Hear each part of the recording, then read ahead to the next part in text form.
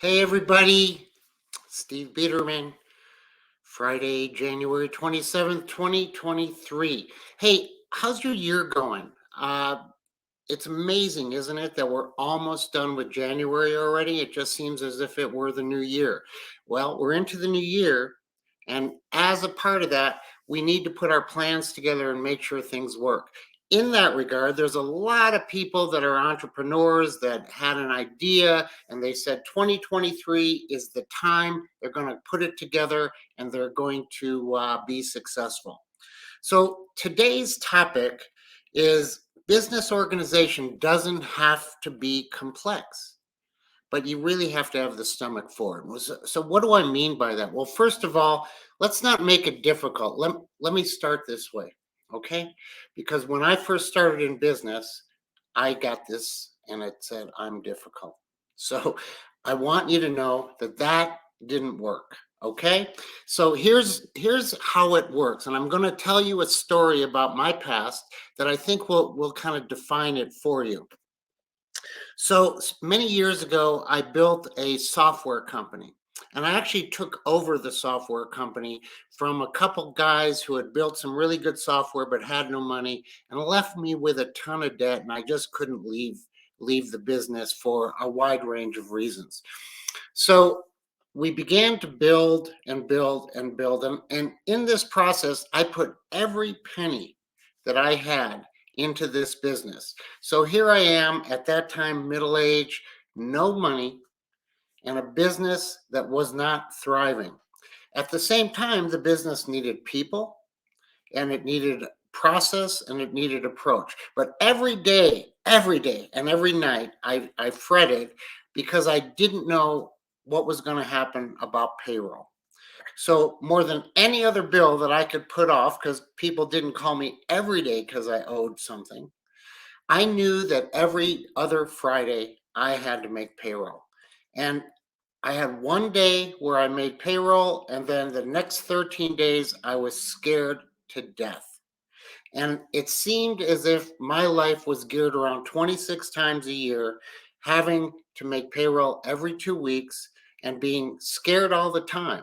Well, while at the same time I was going through that, I was trying to build a business and I was trying to come in and do the right things for everybody, while at the same time I was looking at everybody who was working with me and thinking I may just totally let them down in the next 2 weeks.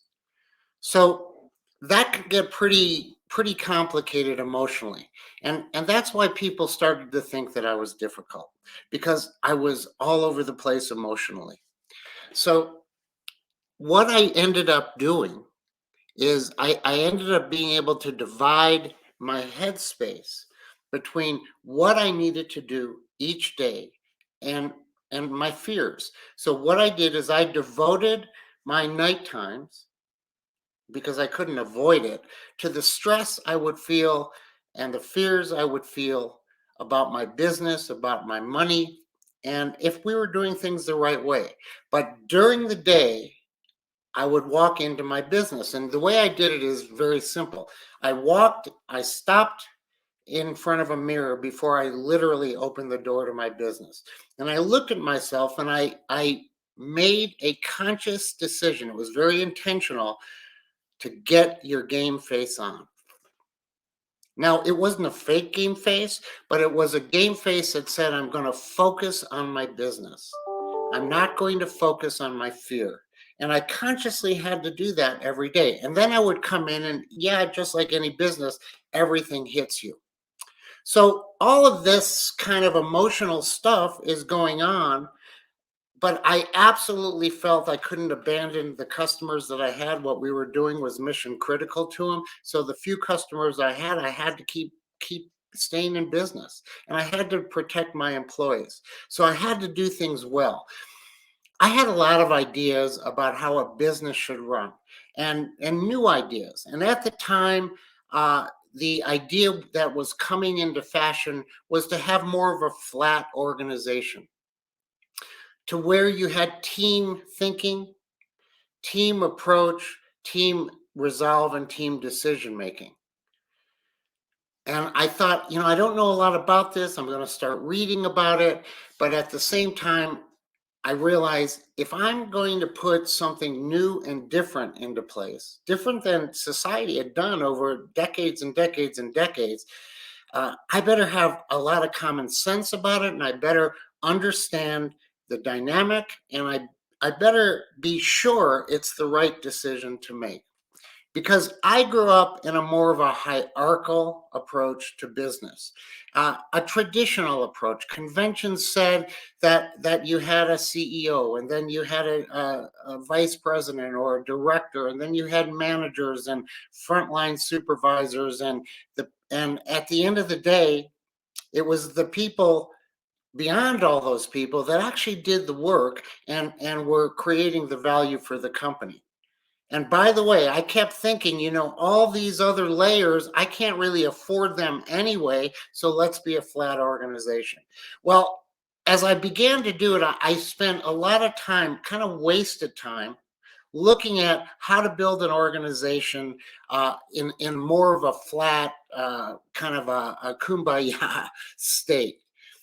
And it was very tough to take what I was just beginning to learn and to put it into practice versus what I had already learned over a lifetime in terms of the conventional way to run a business. And here's my belief: the reason there are conventions in business and the reasons that the creativity of new organizational ways are very slow to adopt is because in general, not every time, but in general, those conventions work.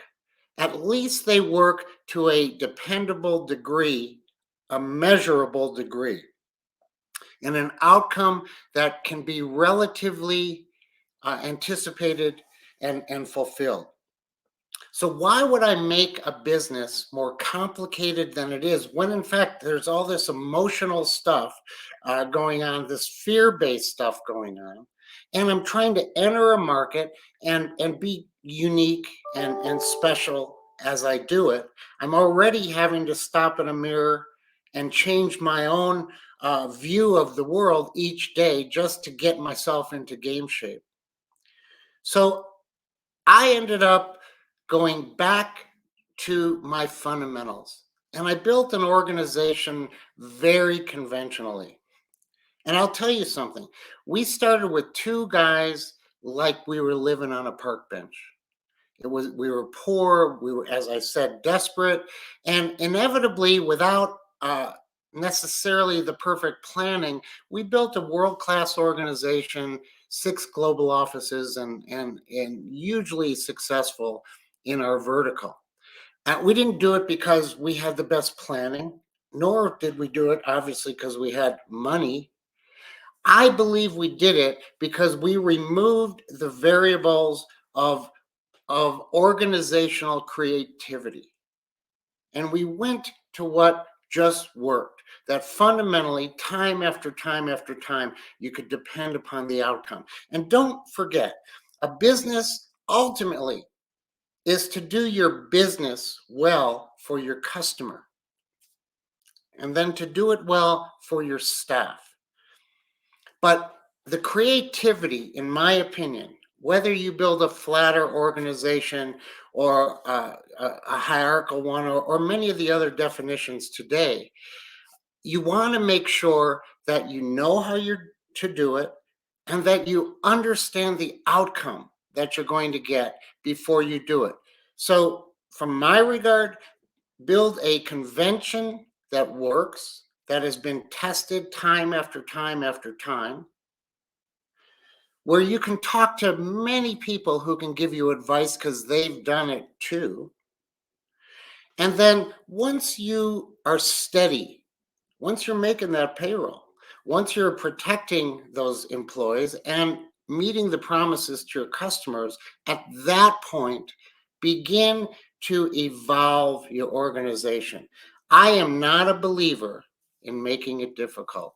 I am a believer in making sure it works. Now, once it works, modification can make sense. It's that second or third version of your company where some of your creativity can come into play to begin to improve your organization, to bring some of your creative ideas into it, to have taken the time to learn and do the hard work of the profession of business organization before you begin to test and try stuff, and then begin to modify it.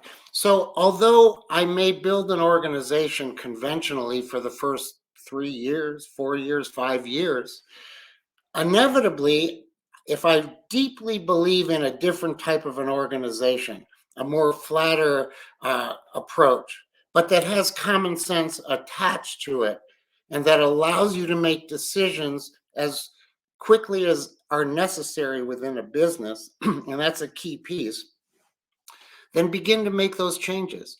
But make those changes once you're stable, because business has so many variables and a wide range of risks and many things coming at you, like making payroll and fearing it every 2 weeks. That why would you make it more complicated than you need to? So let me tell you a story, though, for me. For the first 2.5 years of my business, I never had a positive dollar in my bank account, number one. And number two, I never bounced a check. Number three, I had 3 bank accounts. So why did I do all that? I didn't think that I was a guy that believed in doing things wrong and immorally and lacking integrity.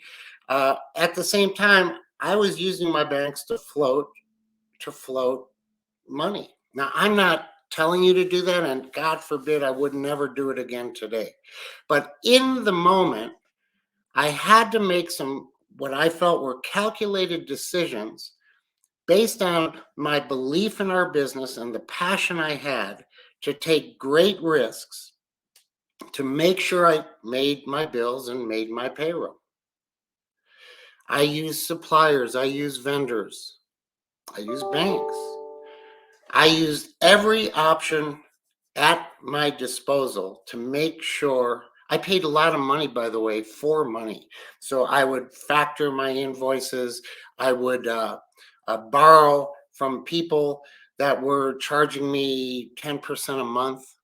I mean, anything I could do to fund myself, except every decision I made in funding was based on a belief that I could handle it, that I knew where that money was going to come from to make sure that I had an outcome.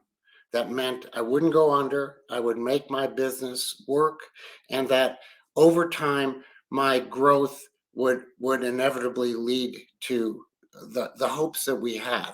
I can't say the success that we ended up having. I don't think we ever planned on that, to tell you the truth. We believed in one thing: do something mission critical, and then make sure you're meeting the promise that you gave to your customer.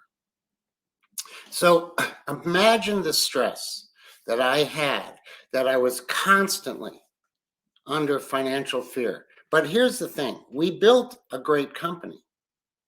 And I stand by the fact that when you make a stand and you build an organization conventionally with a proper outcome that is dependable, and you cut your financial deals on the other side that you feel you can cash flow, if you believe it, be an entrepreneur and don't quit. Because most entrepreneurs, once they begin to face fear, quit. Okay? Some of these greatest businesses out there, some of the greatest ones, had to survive before they became successful. One of the largest packaging and delivery companies in the world today faced a moment in time where the CEO could not make payroll. He had to come up with, I think it was $170,000. And he finally gave in to the recognition that he had no other choices that he could come up with to pay for his people. So what he did is he took the last small amount of cash he had, which was, I think it was $30,000, and he had 170,000 to pay in payroll. And you know what he did? And I'm not suggesting you do this, but it's a story to know. He went to a casino and he took his favorite number and he put all of his money on that number. It paid, I think, 32 or 36 something to 1. He put his money on and he hit his number. And when he hit his number, he made his payroll and he never looked back and he survived. And listen, there is nothing in me that is advising you to go to a casino and take that level of gamble. But the point of the matter is he tried everything he could do within legal reason before he walked away from his business, his people, and his possibilities. And today, that business is worth tens, if not $100 billion. And it actually survived for that single reason. My business survived because I learned how to manage my cash and my cash flow and my vendors and suppliers in a way that kept us going until my possibilities began to manifest themselves. But I did it by building a hierarchical organization, because that was where the most training is in the world, even today. And I knew that it would work. And most important, I knew that there were people, anybody almost, I could talk to that understood my language. My language was their language about a conventional way to build a business. So listen, I know that you'd love to hear from me. How do you build a new age business? You do it after you stabilize your business. That's how you do it. The other thing I want to talk about today is this emotional intelligence. Okay, I want to talk about the idea that there are so many articles, so many podcasts, so much discussion about emotional intelligence in business, frankly, in the world itself. Well, by the way, that didn't just pop up. You know, the world's been existing for a long, long time. And everybody always has struggled with the idea of having reason and common sense to what you're doing. So I faced a situation not too long ago to where I began to think in terms of common sense, that if it was common sense to me, it would make sense to other people. And I came up with one logical thing. And as you know, in our Noble Biz business, we talk about making a promise and keeping a promise. One day, I mean, that to me is common sense. One day I had my management team say to me, "What's your definition of a promise?" And when they asked me that, I was like shocked. And I'm thinking, where is your emotional intelligence? Can't you see this? And so I began to recognize that what I felt was logical, reasonable, and mature in how I processed, my brain processed my emotions and matched my emotions to my actions, could be different depending on the experience of other people. And it's a shock, but it is a reality.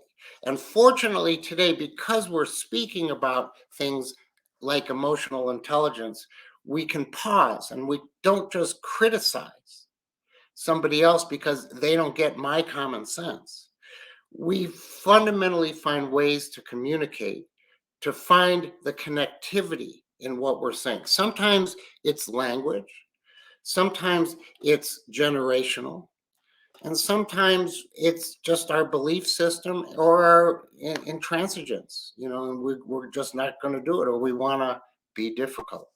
But the truth is, if you pause, you listen, and you recognize that people come from different places, but fundamentally they're human beings, I think it's not as complicated as you may want it to be, or hope it is. And the world today, you may think, is more complicated than it ever was. And I don't believe that's the case. And then just communicate, but communicate in a way that is not only you and your way of talking and listening, but hear other people the way they are talking and listening. And you won't necessarily face this great divide between Generation X or millennial generation or Generation Y or baby boomers and all of these discussions that say, how can a baby boomer communicate with a Generation X or Z? It doesn't need to be that complicated. Simplify everything you're doing. Build your business to a common sense, your common sense design, but a common sense where other people can help you when they need to. Recognize that emotional intelligence is simply the act of listening and learning on an even playing field, not forcing people to hear you only your way. And then go build the heck out of your business. Enjoy yourself. I can't wait to talk to you in a couple weeks again. I hope this helps you. And hey, have a good weekend and the good rest of the month. You take care. Bye bye.